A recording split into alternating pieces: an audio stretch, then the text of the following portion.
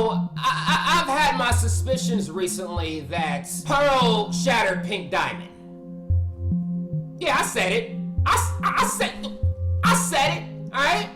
I said it, I meant it. But, anyways, I've had my suspicions lately that Pearl shattered Pink Diamond, just based off some evidence that I've gathered and based off the recent episodes. But I'm far from 100% convinced of this fact. But, I wanted to see if I could find some theories on YouTube that support my suspicions. And that could possibly convince me without, a shadow of a doubt that my suspicions are indeed true. I want to see if there are any videos like that on YouTube, and I came across this video, so we're gonna watch this together and we're gonna see together if this video convinces both of us Pearl did indeed shatter Pink Diamond. You guys ready to watch this? Let's do it. Get it. There's a reason they want you to explain how you did it. Huh? It's because it doesn't make sense. Hello everyone and welcome to Toon Rooms, the show that answers questions about your favorite cartoons, both old and new, to give you the answers to questions you've always asked. And today's topic is going to be focused on the Steven Universe special, Wanted. Alright. The theory I'm about to share with you is one that I've had for a while now, but the newest episodes only gave me more cannon fodder to my argument. Me too. Specifically the episode of The Trial. Quick recap of the episode if you haven't yet seen it. Steven and Lars have just been separated from one another after their capture from Topaz and Aquamarine. Steven is about to be given a trial with Blue Diamond and Yellow Diamond. Much like Earth, he's given the right to a fair trial and is given a lawyer. His lawyer is a Zircon, as is the opposing sides. After they go on break, Zircon goes on the whole spiel about how rose quartz couldn't have shattered Pink Diamond. It was impossible, as no rose quartzes were in her entourage or based anywhere near her. I would explain everything she says, but I figured it will probably be easier just to play the relevant clips. But even though she may have wanted to shatter Pink Diamond, could she? At the time that Pink was shattered, rose quartz had been a recognized threat for several hundred years. There were no rose quartz soldiers in her entourage, and none in her guard. So how did a rose quartz with no business being anywhere near Pink Diamond get so close in the first place? Exactly. Where were Pink Diamond's attendants? And where was her pearl? Now this is when I really started to suspect Rose Pearl. Coming? Wouldn't her agates have tried to fight her off? Wouldn't her pearl have cried out? I suspected Pearl before this, child, my but this is when I really started to suspect Whoever Pearl. did this was already close to Pink Diamond. Okay, so her argument does sound a bit odd to me, and it makes sense. Steven also seems to find it odd as well, which only hints to me further that the situation isn't as black and white as it seems. I don't think we, as the viewer, are getting told the entire truth either. Everyone is being lied to, and Pearl and Garnet are the only two who know the entire truth. And I'm even gonna go out on a limb here and say that I don't believe that Rose was actually the gem that shattered Pink Diamond.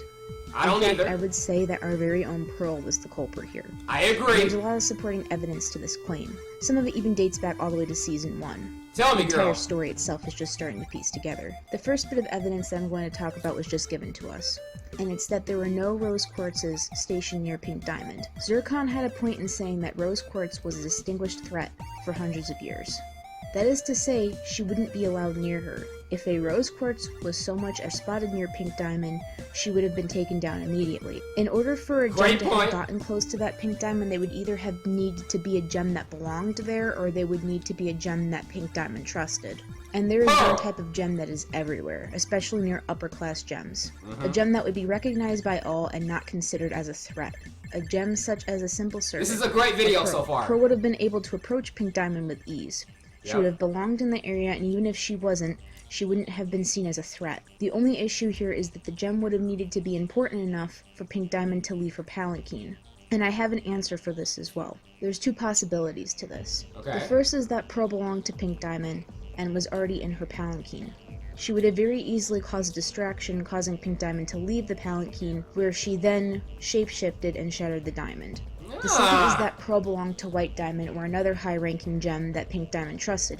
However, I personally am banking on White Diamond. It was probably not uncommon. White Diamond is another to relay suspect I had, by the way. informations to diamonds and their other pearls, especially with White Diamond being as busy as we think her to be. The pearls also seem close with one another, so it would make sense that Pink Diamond's pearl wouldn't have warned her either, like Zircon said she would have. It was someone that they both trusted, both the pearl and the diamond. Once Pink Diamond came out to receive the information, she then was shattered.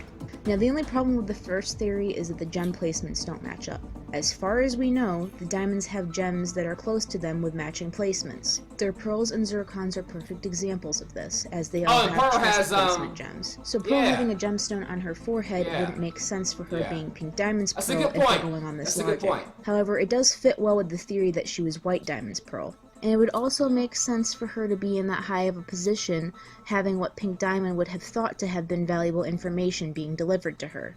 So that solves that part, and we even have supporting evidence to back this up as well. I love this which video, comes all the way man. back from season 1. This is a great video. I guess season 5 is going to be the season of callbacks, huh?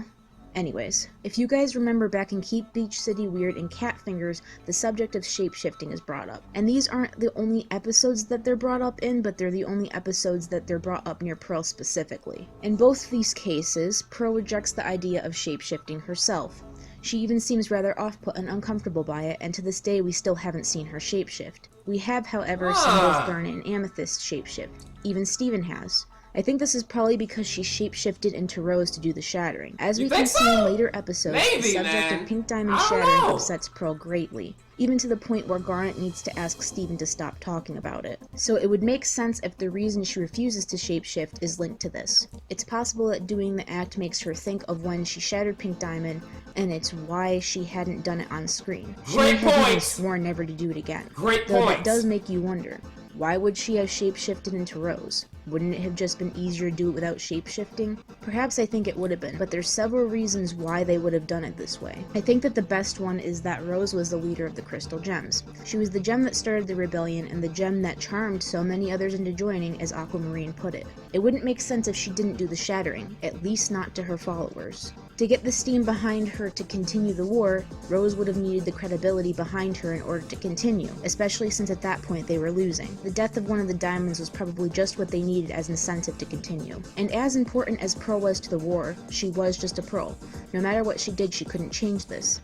Just because the gems rebelled against Homeworld, it didn't mean that they all thought highly of Pearl. I'm pretty close to convince people, I'm just saying. Who thought lowly of Pearls.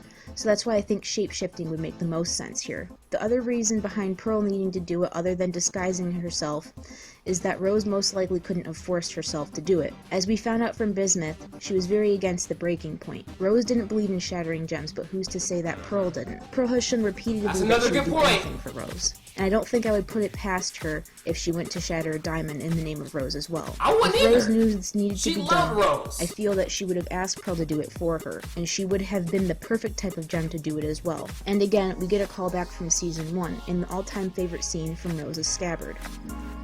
Pearl. Yes? I'm going to stay and fight for this planet.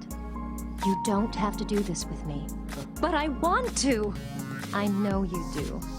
Please, please understand. If we lose, we'll be killed. And if we win, we can never go home. Why would I ever want to go home if you're here? The "you don't have to do this with me" line is most likely not referencing the war, but the shattering of Pink I was just gonna say that. This was the point in the war where it became more than just a bunch of rogue gems. I forgot about that moment. And it became an actual threat that resulted in the death of a diamond. And this is what Rose and Pearl are talking about in this scene.